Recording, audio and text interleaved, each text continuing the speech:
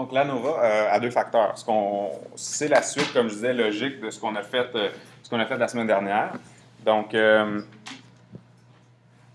l'ANOVA a deux facteurs. Il va y avoir deux variables indépendantes qui sont catégorielles. Il va y avoir un ou deux exemples, en fait plusieurs exemples sur des situations concrètes dans lesquelles ça pourrait être utilisé. Vous allez reconnaître clairement le tableau croisé là-dedans. Vous allez voir dans quelques instants. Mais je voulais d'abord juste vous rappeler, remettre en contexte parce qu'on va parler de modération, dans le fond. Donc, quand on parle de modération, c'est une situation où on a une variable indépendante, x, qu'on croit associée à y, qui est notre variable dépendante. Puis, on va tester si cette association-là varie ou n'est pas la même, en d'autres mots, selon le niveau d'une troisième variable, qui serait une variable potentiellement modératrice, donc la variable z dans le graphique ici. Donc ça, c'est la notion, l'idée théorique de la modération. Donc, gardez ça en tête dans l'ANOVA. Là, j'ai écrit ANOVA à deux facteurs. Vous allez des fois voir ANOVA, analyse de variance tout court. J'ai distingué un ou deux facteurs dans le cours juste pour introduire, en tout cas, distinguer un peu les deux. Puis dans SPSS, ces deux procédures ne sont pas au même endroit exactement. Puis SPSS aussi écrit ANOVA un facteur tout seul.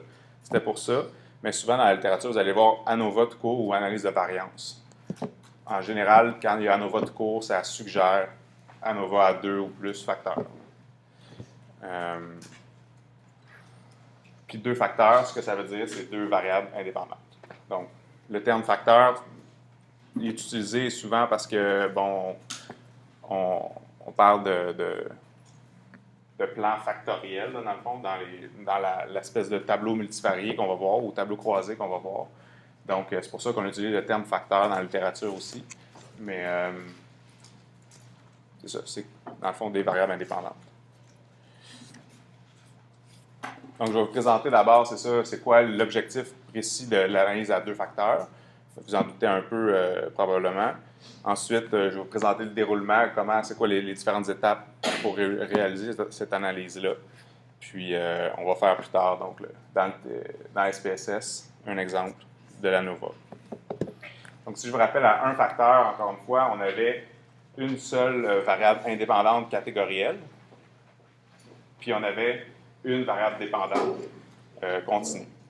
Donc, notre hypothèse nulle dans ce contexte-là, où ce que l'analyse testait, en fait, c'était de voir si la moyenne de notre variable dépendante était la même selon les différentes catégories. Là, U1, U2, U3, ça représente, dans le fond, la moyenne d'une variable dépendante pour différentes catégories.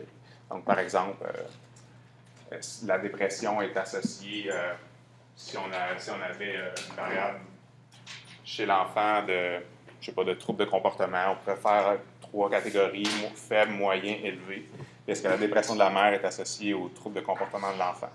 Donc, on regarderait si la moyenne de dépression de la mère, dont les enfants ont un faible trouble de comportement, c'est quoi cette moyenne-là? Puis on la comparait à une autre moyenne pour les mères dont les enfants ont un trouble de comportement, en tout cas d'un niveau moyen, puis un niveau élevé. Donc, on aurait plusieurs moyennes qu'on comparerait ensemble.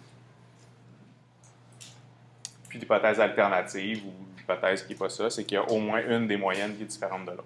Donc, il y a une différence quelque part dans les comparaisons par paire ou dans les comparaisons 2 par 2 qu'on pourrait faire avec toutes les moyennes qu'on a. Fait que ça, c'est ANOVA à un facteur. ANOVA à deux facteurs, c'est la même logique de comparaison de moyenne, sauf que, étant donné qu'il y a deux variables indépendantes, bien, dans le fond, on va avoir au lieu de notre hypothèse, finalement, au lieu que ce soit comme U1, U2, U3, U4, qui sont les catégories d'une variable indépendante, là, on va faire une espèce, ce qu'on appelle un plan factoriel, dans le fond. C'est que si on a deux variables, mettons encore le trouble de comportement à trois catégories, qu'on dirait, je disais, faible, moyen, puis élevé. Puis on pourrait avoir une autre variable indépendante qui pourrait être aussi, mettons, présence ou absence du père dans le ménage. Donc, famille monoparentale, non. Donc, il y aurait, mettons, famille monoparentale, puis famille, je dirais, à deux parents. Fait que là, si vous voyez, déjà avec entre ces deux variables indépendantes-là, ben, on a 6 situations possibles. Dans le fond, les familles peuvent être soit avec des enfants faibles, troubles de comportement et monoparental, moyen élevé, les deux parents, troubles de comportement élevé. Bref, on a ce qu'on appelle un plan factoriel. Évidemment, effectivement, ça ressemble à un tableau croisé, puis c'est en fait un tableau croisé. Donc, on le présente de la même manière comme on l'avait déjà décrit, puis vous l'avez déjà présenté. Donc, ça, c'est un plan factoriel, on dirait 2 par 3, parce qu'il y a 2 catégories pour une, 3 catégories pour l'autre. Donc, il y a 6 cellules.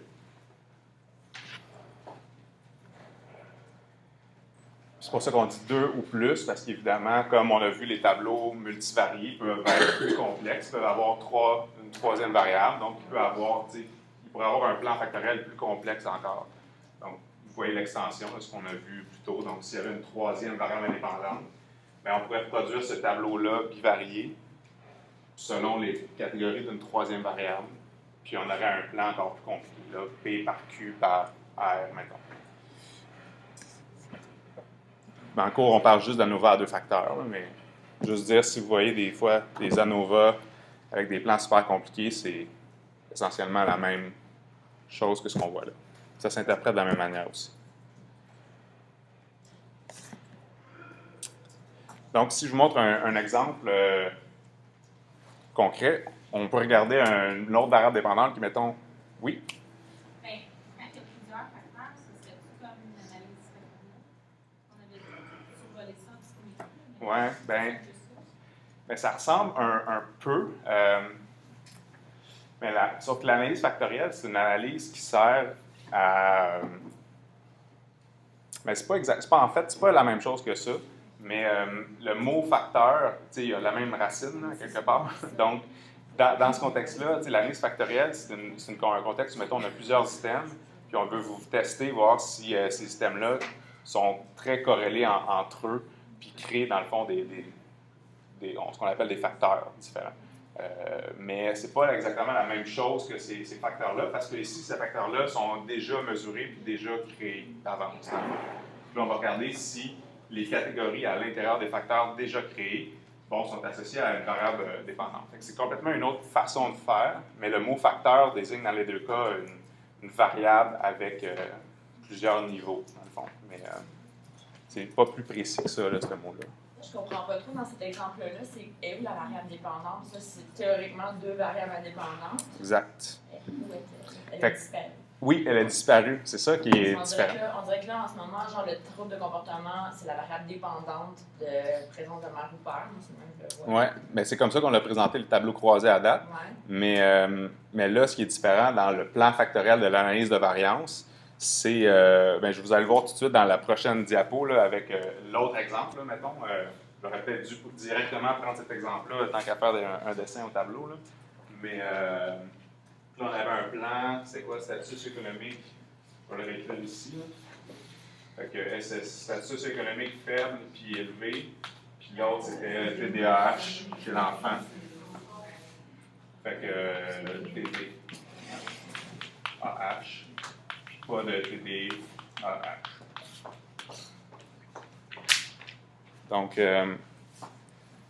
dans l'exemple, c'est ça, ce qui nous intéresse, c'est la performance scolaire, donc une échelle qui peut-être prend les notes ou ça pourrait être performance cognitive là, sur des tests. Là. Donc, en gros, mettons que c'est une moyenne de différentes notes là, mais qui est un score continu là, chez l'enfant. Donc, comment ça se présente, l'analyse de variance? C'est que on se rappelle qu'on compare des moyennes. Pourquoi on parle d'un plan factoriel? C'est qu'on va comparer, en fait, la variable dépendante est là, et comme c'est la moyenne de la variable dépendante, c'est tous les différents croisements possibles de nos deux VI. Fait que la variable dépendante, on va reproduire un tableau croisé, mais on peut l'illustrer de cette manière-là. Souvent, elle est illustrée comme ça. Donc, on a le TDAH. En plus, je l'ai fait inverser. Je vais juste effacer ça d'abord. Donc, on a le TDAH et statut socio-économique. Puis pour chacune des situations, on a une moyenne de la performance scolaire des élèves qui se retrouve dans ce contexte-là, finalement, dans cette situation-là. Donc, toutes les familles de faibles socio-économiques dont l'enfant n'a pas de diagnostic de TDAH, on peut faire la moyenne des performances scolaires de tous les enfants qui sont dans cette situation-là. Ici, on aurait la moyenne de tous les enfants qui sont dans ce statut socio-économique élevé, qui n'ont pas de diagnostic de TDAH aussi. Fait qu'on recalcule des moyennes, finalement. Donc, on parle des moyennes, donc il va y avoir un calcul de moyenne. On recalcule des nouvelles moyennes en fonction de la nouvelle... La variable performance scolaire, on pourrait calculer une moyenne générale pour tout l'échantillon. Ouais. Puis, ce qu'on va faire en analyse de variance, c'est comme si on allait diviser notre échantillon en catégories. Catégories qui sont créées ou définies par 2 ou plus variables indépendantes. Donc, ils vont créer ce que j'appelle des contextes, là, ou des catégories, dans le fond. Puis, on va calculer la moyenne pour les sous-échantillons, la partie de notre échantillon qui rentre dans chacune de ces catégories-là. Puis, c'est ces moyennes-là, en fait, qui vont être comparées dans l'analyse de variance.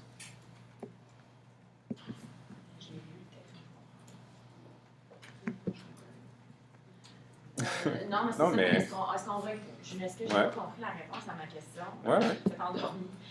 On recalcule des nouvelles moyennes, c'est les mêmes moyennes qu'on avait au départ. Par exemple, dans le fond, là, on a commencé par regarder les performances des élèves selon leur statut social-économique.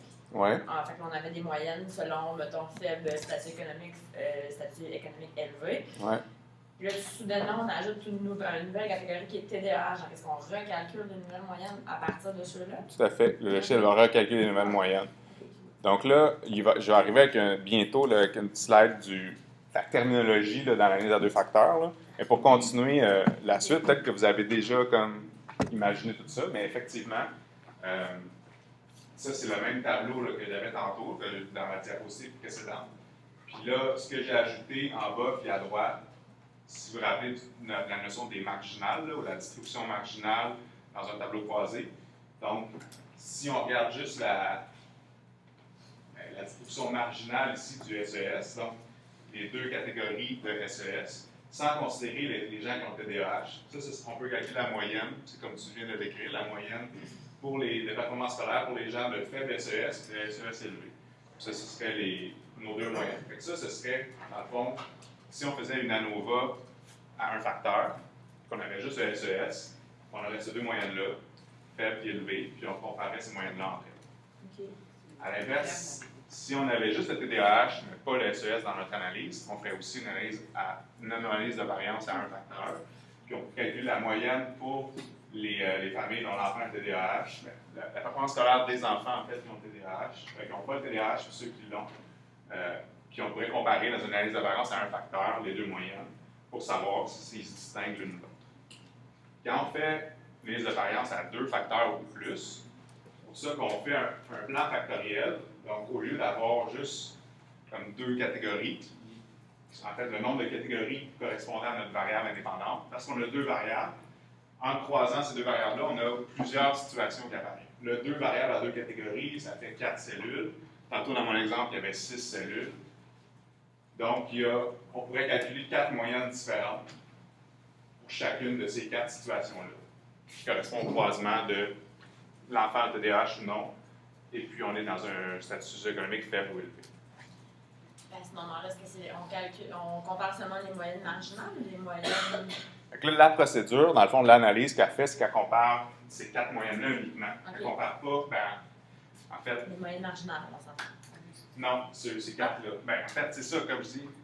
Je vais continuer parce qu'on va y arriver. C'est qu'en principe, puisqu'on commence par regarder ces 4 moyennes-là, c'est ça notre intérêt principal de l'analyse de variance à 2 facteurs. Okay. C'est de regarder ces 4 moyennes-là ici. Puis il y a certaines situations, si on se rend compte que ça ne sert à rien de regarder ces 2 croisements-là, on va regarder juste les moyennes marginales. Je vais arriver à ça, pourquoi. Donc, admettons qu'on continue dans cette situation-là. Je répéterai encore, je reviendrai, pas de problème. Est-ce que la distribution marginale, Ouais. la réponse, je comprends qu'elle fait une moyenne, elle aussi des 2 moyennes, est-ce que ta réponse de ta distribution marginale, c'est ta réponse sans une variable de modération? Oui, Okay. c'est ça. Je pense que je vais aller. c'est ça. C'est parfait. Vous avez réfléchi. Ça va devenir naturel quand je vais présenter, je vais de la terminologie. Mais si j'illustre donc d'une autre manière les mêmes 4 moyennes qui sont dans notre tableau, ici, ces 4 moyennes-là. Si vous remarquez, donc, il y a 3 moyennes qui sont les mêmes, finalement.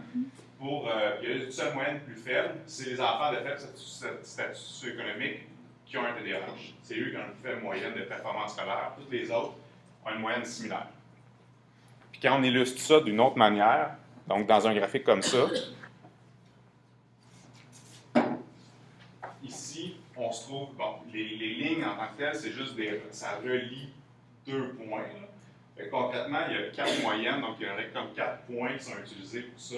Il y a un point ici, qui est faible SES, puis la ligne pointillée, ça représente, il manque les symboles, mais B2, là, ça représente ceux qui ont le TDAH. Okay? C'est une légende, ça vient des petits pointillés, mais bon. Donc, la ligne B2, c'est TDAH. Fait que si c'est faible SES, présente le TDAH, il y a un autre point ici qui est SES élevé et aussi présence de TDAH. Il y a un autre point qui est à la même place parce que c'est 20 aussi la moyenne pour l'autre catégorie, là, pas de TDAH, SES élevé. Puis il y a un 4e point là qui est faible SES, puis pas de TDAH. Pourquoi je vous montre une illustration comme ça, c'est qu'encore une fois, dans SPSS, vous allez voir aussi ce même genre de dessin-là. C'est une autre façon d'illustrer. Puis ce qu'on se rend compte là-dedans, c'est que si on regarde pour la catégorie B1, qui n'est pas de TDAH, ben, il n'y a pas de différence entre la moyenne selon le SES. La ligne est comme plate, horizontale, il n'y a pas de différence. Alors que l'autre ligne n'est pas plate, elle, puis donc il y a une différence. On ne sait pas si c'est significatif, mais au moins la moyenne est différente entre les gens de faible et de SES élevé pour ceux dont les enfants ont un TDAH. Donc là, j'imagine que le mot modération aussi, en tout cas, si ça n'a pas dans votre tête, je le fais en ce moment. C'est un exemple on le voit, la modération, c'est-à-dire pour une catégorie, la catégorie pas de TDAH, il n'y a pas de différence dans l'effet du SES. Bien, l'effet du SES, la moyenne, dans le fond, de la performance scolaire selon le SES, il n'y a pas d'effet, mais il y en a un quand l'enfant a le TDAH. Fait que la présence, en tout cas, le fait qu'un enfant a le TDAH change l'effet du SES.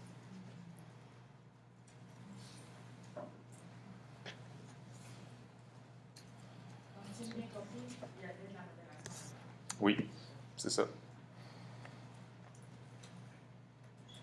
La modération, ce serait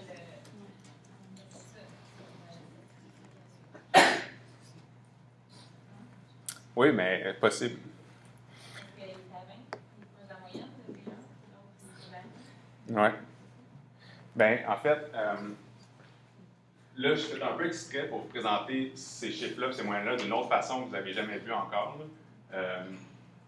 Parce que, dans cette manière-là, moi, j'ai formulé comme si le TDAH était la modératrice, mais ça se peut que le SES soit plutôt la modératrice, comme suggère. Là. Puis, c'est une autre situation, bref, où c'est ça, c'est que, statistiquement parlant, le logiciel, lui, il ne sait pas qu'est-ce qui est quoi. Qu'est-ce qui est modératrice, puis qu'est-ce qui est la deuxième VI intéressante ou pas modératrice. Mais dans ce cas-ci, elle dit que c'est le statut. Toi, tu dis que c'est le TDAH. Finalement, c'est quoi? Bien, finalement, là, on a raison les deux. En fait, selon en se partant d'un graphique où les deux interprétations sont valides et adéquates. Okay. C'est au chercheur à prendre une position par rapport à l'autre. Puis comment vous décrivez un texte, c'est quoi votre hypothèse principale? Est-ce que votre hypothèse principale, c'est la relation entre le TDAH et la performance scolaire? Est-ce que cette relation-là varie selon le SES? Okay. Ou au contraire, votre intérêt principal, c'est la relation entre le SES puis la performance scolaire? Et est-ce que ça varie selon le TDAH? Donc, à l'examen, si une question comme celle-ci est posée, on pourrait avoir tout le monde bon parce que si on répond. Bien, en fait, l'important, c'est toujours. Bien, ce que je veux dire, il n'y aura pas de questions spécifiques il n'y aura pas de questions floues comme ça. Il va toujours il y a une hypothèse de recherche. Votre travail porte sur la dépression de la mère et et, mettons, son statut marital. Là. Est-ce que, est-ce que le fait d'être en couple est plus associé à la dépression ou non? Ça va être clairement établi. Vous avez une question principale. Et après ça, vous allez voir si cet effet-là change selon d'autres variables. Mais je pense que tu l'as dit au départ aussi, ça dépend peut-être un peu de ton hypothèse de départ. Je veux dire, si moi j'étudie les performances scolaires en fonction des statuts socio-économiques, puis que là je me mets à étudier toutes sortes de variables, mais oui, le TDAH pourrait être une modératrice, mais si je m'intéresse aux performances par rapport au TDAH, je pense que ça dépend juste de ton hypothèse de départ. Ça dépend de l'hypothèse de départ. Puis, pourquoi je veux pas rebrasser inutilement ça, mais l'intérêt de faire ça, c'est que en statistique, ce qui se passe là, dans un plan factoriel, dans deux variables indépendantes qui se croisent, puis quand on parlait de modération, on appelle ça une interaction statistique. Puis le mot interaction va revenir tantôt dans SPSS. Puis c'est très souvent utilisé dans la littérature, une interaction entre des variables. Mais dès qu'il y a interaction statistique, on peut parler de modération. La seule différence entre le passage de interaction à modération, c'est que dans la notion de modération, il y a une relation bivariée principale, puis il y a une troisième variable qui vient faire changer ce rôle-là. Puis la notion d'interaction statistique, c'est une situation où on a deux variables indépendantes qui sont en interaction ou multipliées entre elles. C'est une façon de faire dans la régression. Ici, on les croise, les deux variables indépendantes, pour avoir toutes les cellules ou les combinaisons possibles, avec ce qu'on appelle une interaction entre deux variables. Puis, la différence aussi, c'est que l'interaction, le terme statistique d'interaction, est quelque chose de symétrique aussi, comme le qui-carré. Il n'y a pas de... Le logiciel, il ne fait pas de distinction entre une ou l'autre variable. Pour lui, c'est deux variables multipliées, puis ils n'ont pas de sens, ces variables-là. C'est ce qu'on appelle une interaction. Et quand on parle de modération, là, c'est un niveau plus de discussion, finalement plus théorique, où on interprète l'interaction en fonction d'une relation initiale qu'on a, puis d'une troisième variable. Mais c'est nous, le chercheur, qui vient apposer des étiquettes et des rôles à deux variables qui sont mises en interaction statistique. Donc, la modération, si je le répète encore, on met des rôles sur des variables, puis l'interaction statistique, il n'y a pas de rôle, c'est vraiment juste un terme plus technique qui décrit le croisement de deux variables. Tu parlais de régression, c'est un autre terme dans le fond qui veut dire qu'on ajoute une variable? Non, oui. J'ai pas parlé. Régression, c'est une autre méthode de statistique d'analyse qu'on devrait voir d'ici la fin de la session, puis qui, elle, a deux variables continues, dans le fond. Okay. Fait que là, on a fait variable catégorielle au début. Là, on fait continu catégoriel, puis on devrait finir avec continu. Mais suivre le même petit processus de deux variables plus que deux variables. Donc effet principal. Là, les mots-clés que j'ai utilisés, puis qu'on utilise aussi là-dedans, c'est les termes. On va parler dans l'ANOVA d'effet principal d'une variable. Donc là, l'effet principal de chacune des DI, ce serait l'effet, la même effet qu'on pourrait observer dans une ANOVA à un seul facteur s'il y avait juste cette variable-là dans le modèle. Donc, c'est pour ça que dans ce croisement-là, les deux, quand on analyse les marginales, on se trouve à regarder l'effet principal de chacune des DI.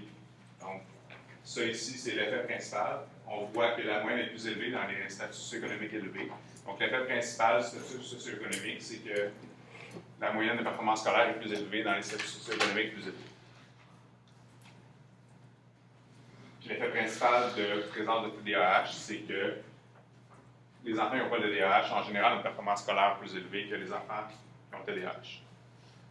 On retrouverait ces deux résultats-là séparément si on ferait deux ANOVA indépendantes, deux ANOVA à un facteur qui seraient indépendantes l'une de l'autre.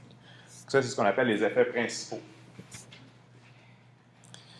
Là, l'intérêt de faire ça à deux facteurs, pourquoi on ne fait pas juste plein d'analyses séparées comme ça, c'est qu'on va justement se demander qu'est-ce qui arrive pour des situations plus complexes où, des fois, on parle dans la littérature de facteurs de risque.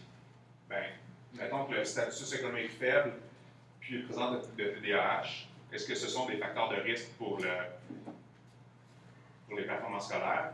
Si quelqu'un a les deux en même temps, est-ce que ça a un effet particulier?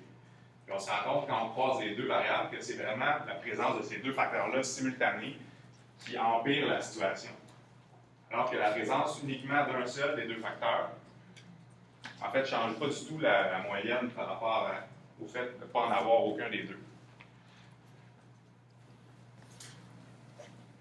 Oui? Est-ce que ça pourrait être l'effet inverse aussi de voir que l'interaction entre deux facteurs fait, par exemple, devient un facteur de protection? Oui, tout à fait. Oui, ça se peut très bien. Ça pourrait, on aurait pu voir que la moyenne, ça aurait pu être une autre chose. La moyenne sort super haute dans ceux qui ont peut-être suffisamment élevé, non. Mais c'est ça, l'intérêt c'est comme le principe de la modération.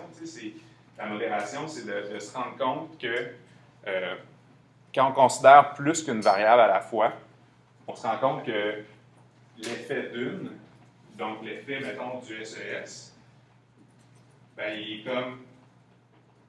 On en voit un certain effet, mais si on, dans le fond, ici, c'est comme si on le regardait modéré par le TDAH.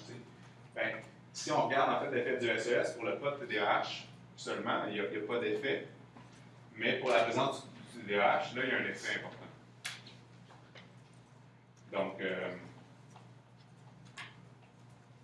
c'est la même chose un peu qu'on a vu. Il y a une relation initiale, puis il y a potentiellement une modération qui peut apparaître quand on croise des variables entre elles.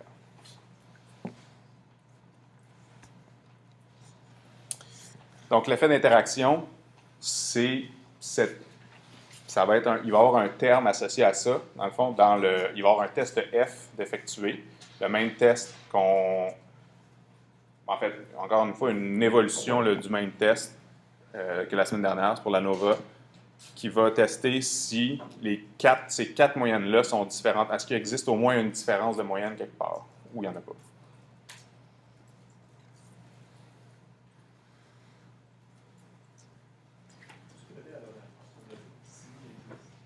La dernière phrase que je viens de dire, s'il existe, dans le fond, l'analyse de variance, le test F de l'effet d'interaction va nous dire s'il existe des différences de moyenne dans l'exemple présent, dans les quatre moyennes qui sont dans notre plan factoriel, qui sont testées par notre plan factoriel. Fait que dans le fond, de manière plus générale, le test F de l'effet d'interaction va nous dire s'il y a des différences de moyenne dans toutes les moyennes qui se situent à l'intérieur de notre plan factoriel, qui est de taille variable selon le nombre de catégories de nos variables indépendantes.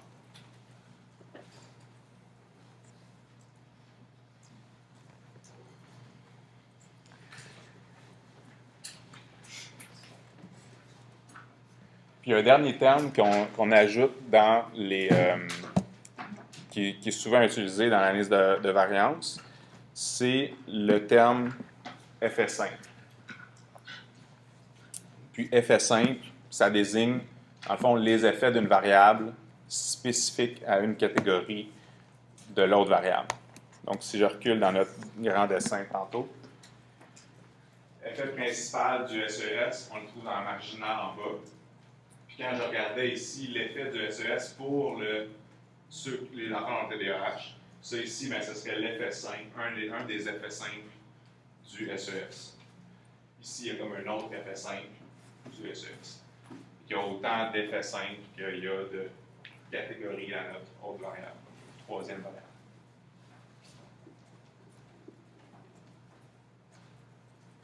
Donc, si je regarde ça encore, là, effectivement, il y a beaucoup de tests qui peuvent être faits. Puis concrètement, l'analyse de variance, vous allez voir, ça va être plus tard dans SPSS, tous les résultats qui vous sortent, il s'exécute plusieurs tests statistiques dans une seule procédure d'analyse de variance.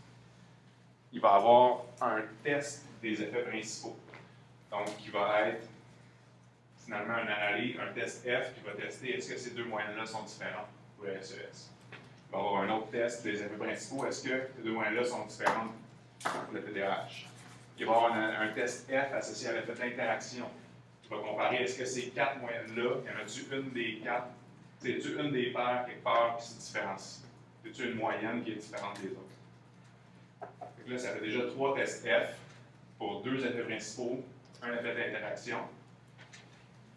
Puis après ça, s'il y a un effet d'interaction qui est significatif, donc si ce test F-là nous dit qu'il y a des différences de moyenne parmi les 4, on va aller faire une procédure qu'on appelle le test des effets simples, puis regarder dans les effets simples à quel niveau, finalement, de notre troisième variable, cet effet d'interaction-là se situe, pour essayer d'expliquer finalement notre modération.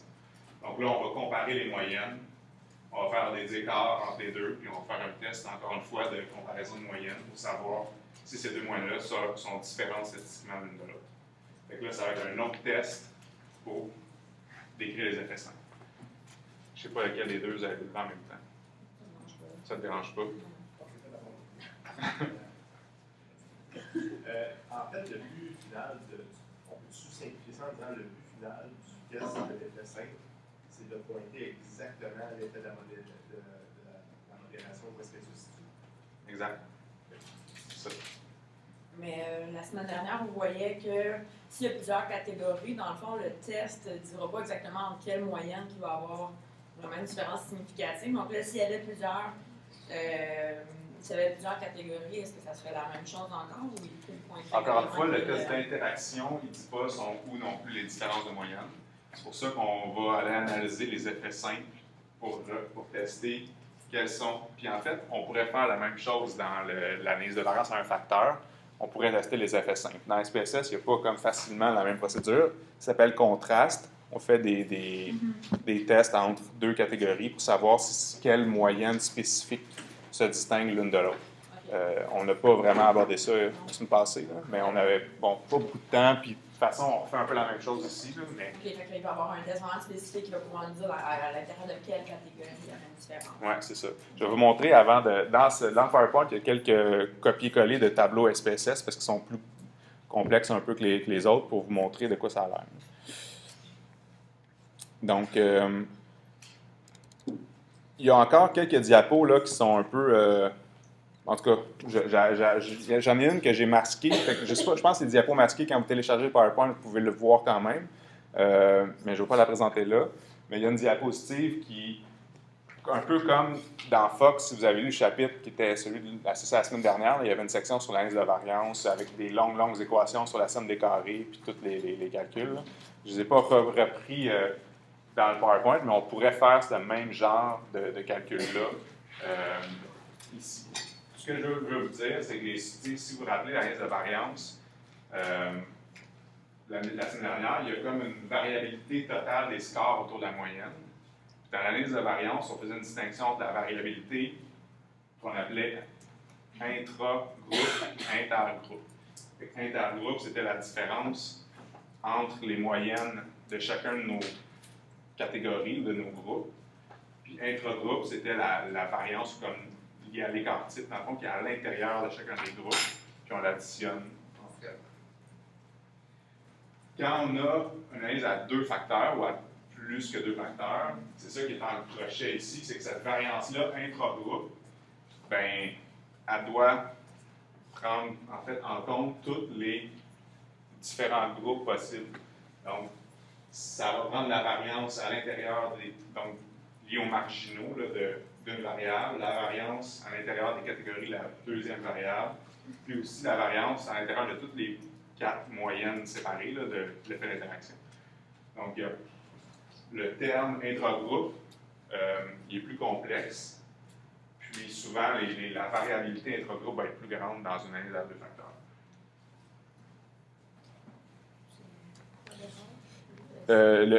La somme, SC, c'est pas la somme des carrés. Là, la somme des carrés de l'erreur, c'est l'équivalent un peu du intergroupe dans l'analyse à 2 facteurs. Puis erreur, c'est que SPSS l'appelle comme ça. Puis, parce que le intergroupe, il y a plus de... Il y a au moins, tu sais, comme là, dans notre exemple, il y avait 4 moyennes à comparer.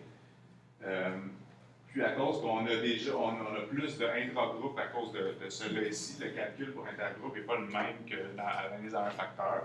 Puis en fait, c'est seulement le résiduel. Ça prend le total. L'équation réelle, ce serait le total moins le intra, puis ça donne ce qui reste. Puis ce qui reste, c'est ce qui est considéré comme le intergroupe.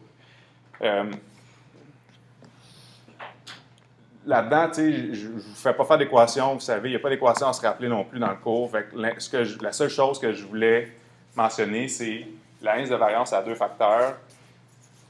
La variabilité intergroupe est souvent plus grande et plus complexe à calculer.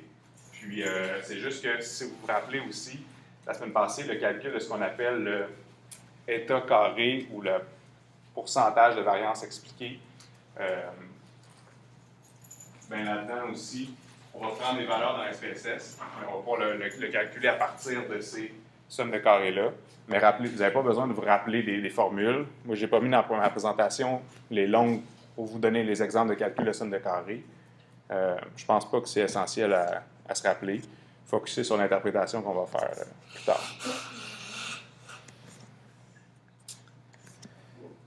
Donc, là, une petite notion dans le langage et le vocabulaire qu'on a dit tantôt, là, effet principal, effet d'interaction, effet simple. Peut-être que c'est naturel et que ça fait du sens pour vous. J'espère en fait que ça le sera. Là. Mais donc, s'il y a un effet d'interaction, donc, ça suggère donc qu'il y a une modération.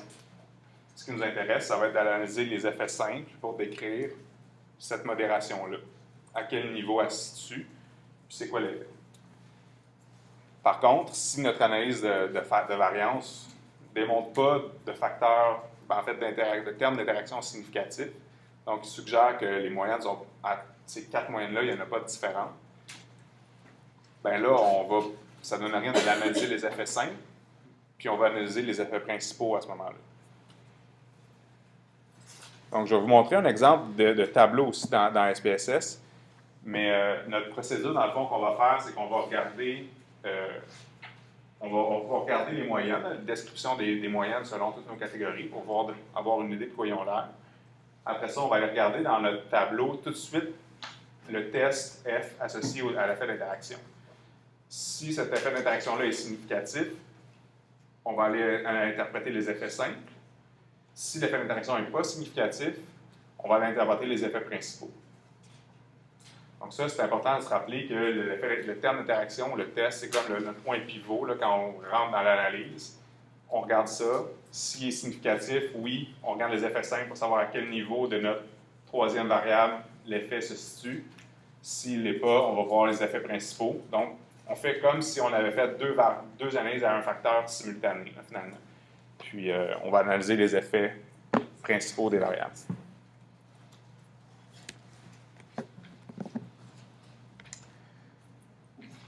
Donc, dans cet exemple-là, qui va reprendre des tableaux de SPSS, on a la présence, comme nos 2 variables indépendantes, dans le fond, c'est la présence d'un centre hospitalier. Quand je dis présence, mettons, c'est on habite proche d'un centre hospitalier ou on habite loin d'un centre hospitalier. Puis, dans différentes villes, donc, mettons, Saint-Jérôme, Saint-Constant, non, j'ai changé plus tard, je voulais faire plus général. J'avais mis Saint-Jérôme, je pense, Gatineau, puis en tout cas, c'est pas vraiment grave, là, les noms de villes, là, mais dans 3 villes différentes. Puis notre variable dépendante, c'est la fréquence des visites chez le médecin au cours des 5 dernières années.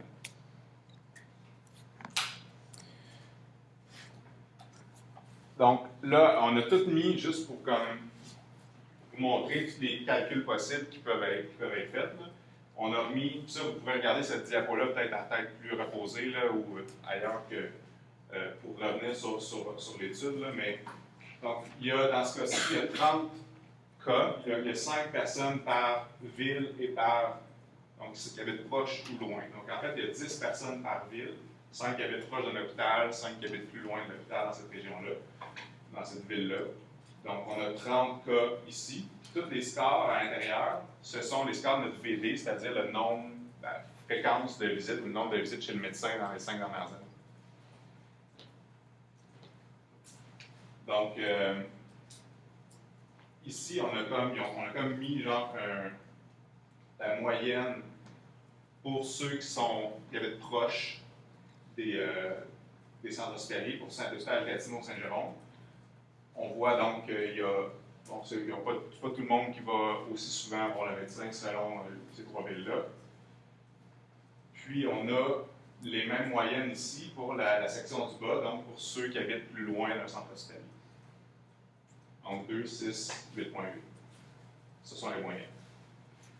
On peut évidemment faire le total en bas, donc la grande moyenne selon des villes, sans tenir compte de présence ou absence. Donc ça, c'est nos moyennes marginales, dans le fond, de la distribution marginale des villes.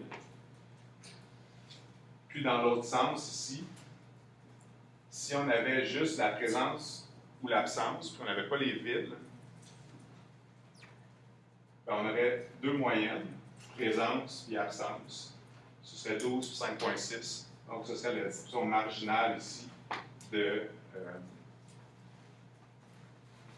fait d'habiter proche ou loin d'un centre hospitalier. Donc, dans ce contexte-ci, on dirait que c'est Saint-Jérôme qui vont le plus souvent voir, peu importe là, le fait d'habiter loin ou non d'un centre hospitalier.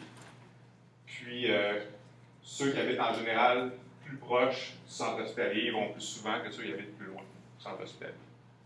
Puis on croise tout ça ensemble, bien, ça semble être un peu toujours le cas pour chaque ville. Donc pour Saint-Jérôme, ceux qui habitent plus proche, ils vont plus souvent que ceux qui habitent plus loin. Même chose pour Gatineau. Saint-Eustache aussi, c'est la même chose. En tout cas, ça va dans la même direction. Mais ça semble être, la différence est moins grande. C'est comme 2,2. La différence pour Gatineau, c'est plus 6. C'est presque 12 là, pour Saint-Jérôme. Fait que la différence n'est pas la même. Ça augmente plus à Saint-Jérôme qu'à Saint-Eustache, mais même si ça va tout dans la même direction quand même. Donc, dans le fond, nos 6 cellules, qui sont le plan factoriel, le croisement, ce sont les 6 cellules comme des moyennes en grise ici. Fait que le terme d'interaction va nous dire s'il y a des différences entre une de ces 6 moyennes-là.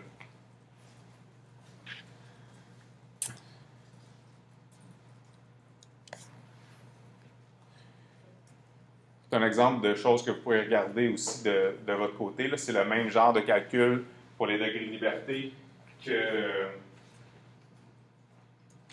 pour les autres tableaux croisés. Là. Les degrés de liberté, c'est le nombre de catégories d'une variable moins 1 fois le nombre de catégories de l'autre variable moins 1. Encore une fois, dans SPSS, le nombre de degrés de liberté va être écrit là, dans le tableau. Fait que je ne il n'y a pas de choses de plus à se rappeler pour l'instant.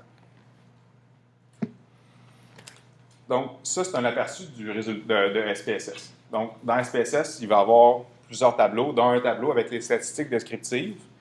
Puis, on peut lui demander donc de nous sortir déjà le croisement des deux variables. Donc, ici, on a les moyennes et les écarts types pour chacune des villes, puis pour ceux qui sont présents ou absents. Donc, selon, c'est les valeurs qu'on a vues dans le tableau tantôt. Fait que ça, c'est les moyennes qu'on avait vues tantôt. Là, pour Saint-Eustache, 2 visites chez le médecin les 5 dernières années, ceux qui habitent loin, ceux qui habitent proche, 4,2.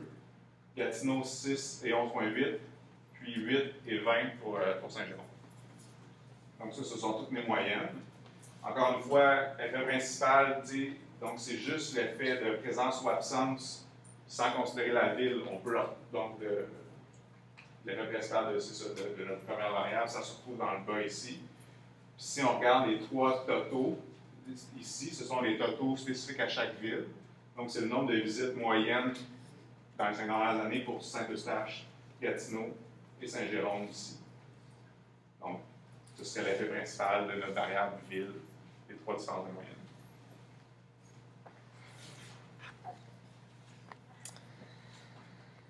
Ensuite, il y a la même chose que dans l'ANOVA, un facteur. On va demander, il y a un test de l'homogénéité des variances de Levine pour s'assurer que les écarts types ou les variances de chacune de ces moyennes-là sont comparables entre elles.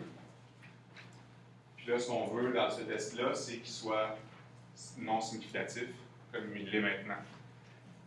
Parce qu'un test non significatif de ça nous indique qu'il n'y a pas de différence. Donc, que les variances sont toutes égales, sont toutes homogènes, en fait. Donc, c'est ce qu'on veut.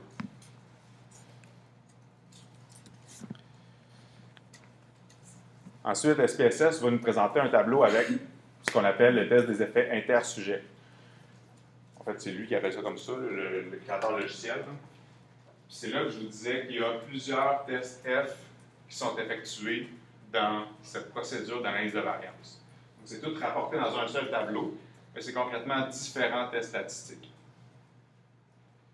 Donc, on a, en fait, les trois lignes les plus importantes, ce sont les effets principaux, on appelle les effets principaux, donc les effets ville et hôpital, et puis l'effet d'interaction, qui est celui où il y a une étoile entre les deux. Donc, ville multiplié par hôpital, c'est ça le test F de l'effet d'interaction.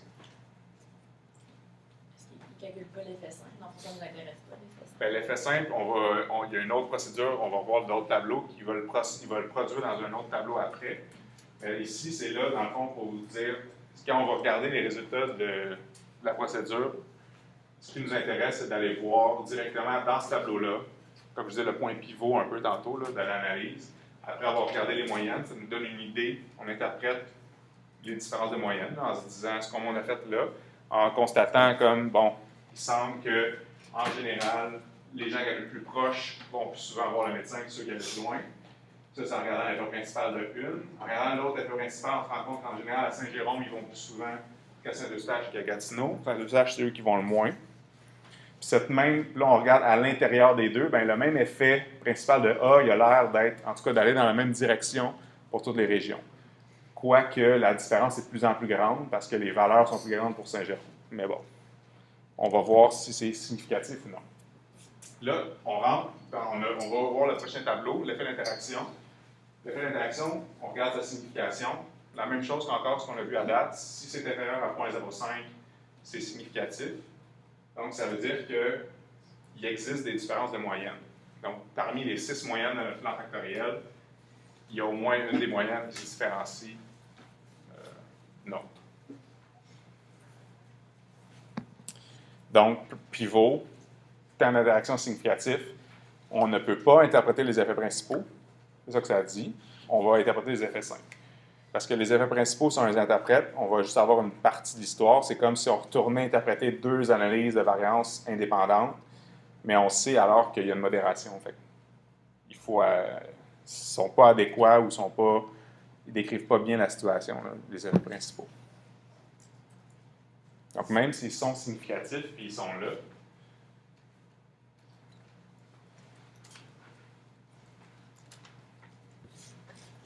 il explique juste une partie de l'histoire. Le temps d'interaction nous dit que l'histoire est plus complète en allant analyser les effets simples. Donc, l'analyse des effets simples, ce qui va se passer, c'est qu'il va nous représenter les moyennes. Puis là, il va faire une comparaison par paire. Il va avoir un tableau de comparaison par paire comme ça. Les étiquettes sont pas... C'est un ancien exemple, mais c'est les mêmes valeurs là, dans un autre contexte. Donc, ce qu'il va faire, c'est qu'il va prendre pour chacune des quartiers ou des villes, il va faire la différence, dans le fond, entre les 2 moyennes, absence ou présence. Fait que la différence entre 2 et 4.2, c'est moins 2.2 ici. Puis là, il va faire toujours la différence entre chacune des paires de catégories. Ici, il y a 2 lignes pareilles parce qu'il y a seulement 2 catégories à loin ou proche, on habite loin ou proche d'un hôpital. Fait que pour la région, mettons, le premier, ça serait Saint-Eustache, bien c'est la même différence. Là, peu importe qu'on soit moins 2.2 ou plus 2.2, c'est la même ampleur de différence. Donc là, il y a un test associé à ça ici. Ce test-là est non significatif pour Saint-Eustache. Là, on va regarder dans le fond cette colonne-ci des 3 tests différents. Non significatif pour Saint-Eustache, significatif pour Gatineau et Saint-Jérôme aussi, c'est significatif. Ce que ça nous indique, c'est qu'en fait, le 2.2, la différence de moyenne entre ceux qui habitent loin et proches d'un hôpital n'est pas suffisamment grande pour être considérée comme une différence significative. Donc, il n'y a pas d'effet, finalement, de la distance où on habite d'un hôpital pour cette région-là, alors qu'il y en a une pour les 2 autres régions. SPSS va nous représenter ce dernier tableau-là aussi. C'est pour ça que plutôt, ça ressemble exactement à ce que je vous montrais plus tôt. Là. Chacune des lignes ici, c'est une ligne qui rejoint 2 points. Donc, il y a 6 points là, ici, qui sont nos 6 moyennes. Les 3 moyennes pour ceux qui habitent plus loin d'un hôpital. Puis les 3 moyennes ici, à la section droite, pour ceux qui habitent plus proche d'un hôpital. Donc, on voit la ligne bleue, c'est la différence de moyenne entre les, en fait, les gens qui habitent dans la région de Saint-Eustache. Donc, ils habitent proche ou loin, il n'y a presque pas de différence. Cette différence-là, on l'a vu dans le test précédent, qui était non significative. La ligne rouge ici désigne donc, les différences de moyenne pour ceux qui habitent dans la région de Gatineau. Cette différence-là était significative. La ligne verte, c'est la différence de moyenne de ceux qui habitent dans la région de Saint-Jérôme, puis elle aussi est significative. Donc, encore une fois, c'est un indice de modération. L'effet d'habiter proche ou loin d'un centre hospitalier est modéré par la région dans laquelle on habite. Je